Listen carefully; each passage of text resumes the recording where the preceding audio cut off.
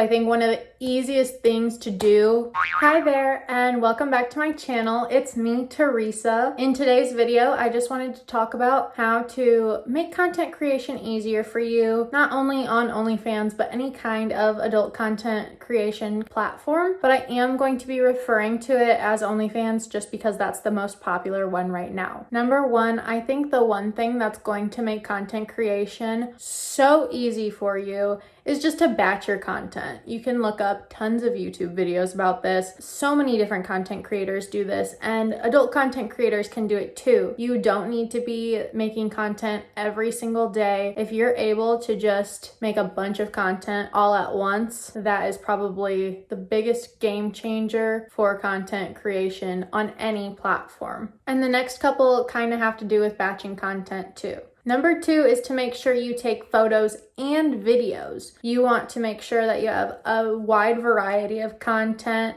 So it's important to have both photos and maybe videos that you're planning on sending out as pay-per-view content, but you want to have photos that will be able to be posted throughout the week and maybe even some short clips of videos. And then you also want to have some pay-per-view content stored up too. And just having a mixture of photos and videos is just going to make your profile more stimulating for your subscribers if they have that variety. Number three, even if you do batch content, make sure that you're using different outfits. I usually like to take my content in 2 different outfits per session, I would say, and that takes me about an hour and a half, maybe 2 hours, because that leads us perfectly into number 4, which is changing up your hair and makeup. So even if you're shooting content on the same day, you can just do little things that will spice it up, vary it up a little bit. There's something to be said for personal branding, which you do want to make sure that it's not like you're a preppy schoolgirl one day and then the next day you're like emo, because then you're not gonna really hit your target audience, I think. But if it's obvious that you're wearing the same makeup in all of your content for like 2 weeks at a time, say, that is not what your subscribers want to see. Number 5, I will say that this is something that I overlook a lot, which kind of has to do with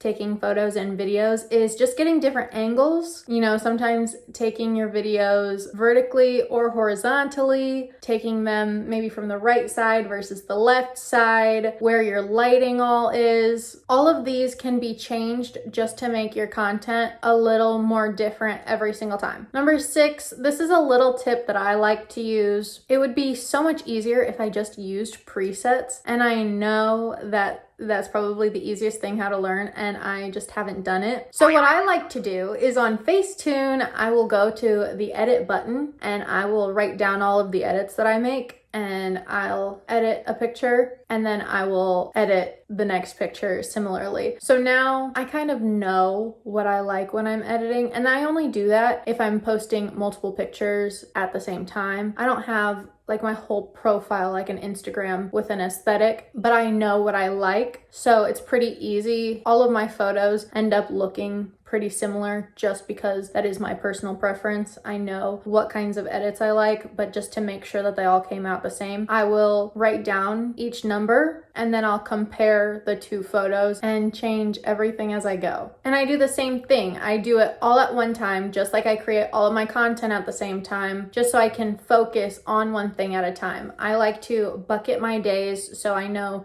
you know, on this day, I'm creating content. On this day, I'm editing content. On this day, I have to do housework. On this day, I have to run errands. And that's usually how I plan out my weeks. Which leads me to number 7, which along with batching your content is probably the most effective thing you can do to make running your OnlyFans easier, which is scheduling your posts. But obviously you need to edit your photos before you're able to schedule them to post. And one thing I love about scheduling things to post is that then I know what day I really need to create content on. There's no more me guessing, well, I think I can make it this many days on OnlyFans with this amount of content. No, I know exactly what day and when I'm going to run out of content. So I love scheduling my posts. posts. Leave a comment down below if you're gonna try this tactic. Number 8 is recycling your old pay-per-view content, because when you get new subscribers, they haven't seen that content yet. And especially like for me, I used to post boy-girl content and I don't do that anymore.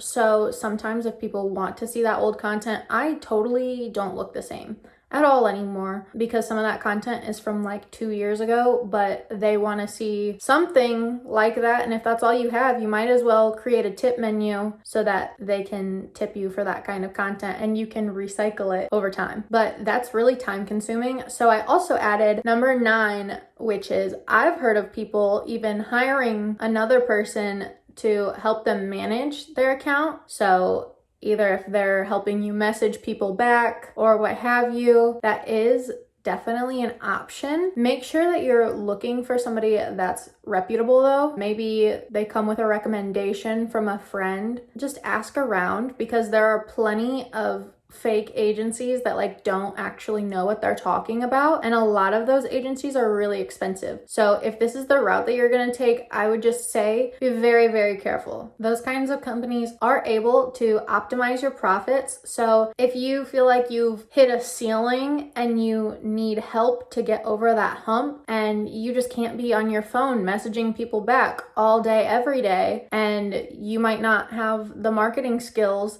to talk to these people and get the most amount of money that you deserve out of them, then something like this could be helpful. But of course, there are tons of resources, even like my video, how to make a profitable OnlyFans in 2021. There are tons of free resources, or even like paid ebooks that will teach you how to maximize your profits on OnlyFans. So whether you're investing in a team or something like that, continuing your education, I think that it's an investment, but it's going to help you grow your business. So why not? Especially if it helps you make more money, I don't see an issue with that, because you can only do so much yourself. And then number 10, I would just say have fun. Oh my gosh, so many people think about like all of the negatives about creating content, and I'm not here to overcast those things and pretend that adult content creation is all sunshine and rainbows and that everything about it is fabulous and that I don't dislike anything about it at all. That's not what I'm here for. What I am here for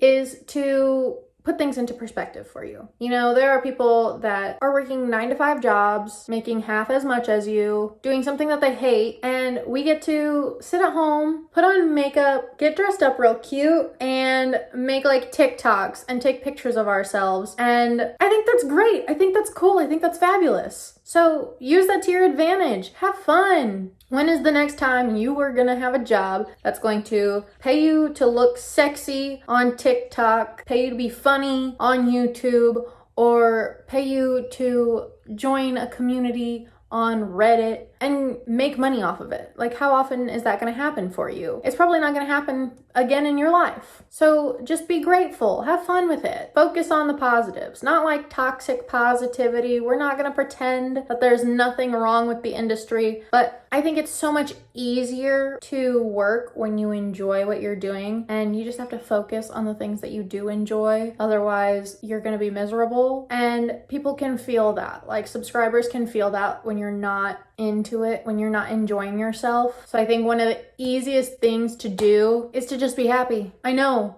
it doesn't sound that easy, but when you are getting ready to do these things, just check in with yourself mentally. Tell yourself, look on the bright side of things. Tell yourself that this is fun. We're gonna have a good time. It's not always true. Do you really think I love creating content every day? I get so frustrated when I am brainstorming and I can't come up with anything. Like, that's frustrating. Or the days that I just don't feel sexy, those days suck. Like, I'm gonna be real with you. But in the grand scheme of things, we've got a pretty good gig, you know? I think since there's a platform for everyone, it's awesome to just be yourself these days on social media and allow that to attract customers to you. One of my favorite things is, like, on Reddit, I am in random groups, like things that are relatable to me that have nothing to do with creating content, because it helps me gain karma and I think it's fun. I'm planning on making a video talking about the things that I do like and I don't like about each of the platforms that you can use in order to advertise your OnlyFans. So make sure you hit subscribe and the notification bell down below if you want to be notified when that video gets posted.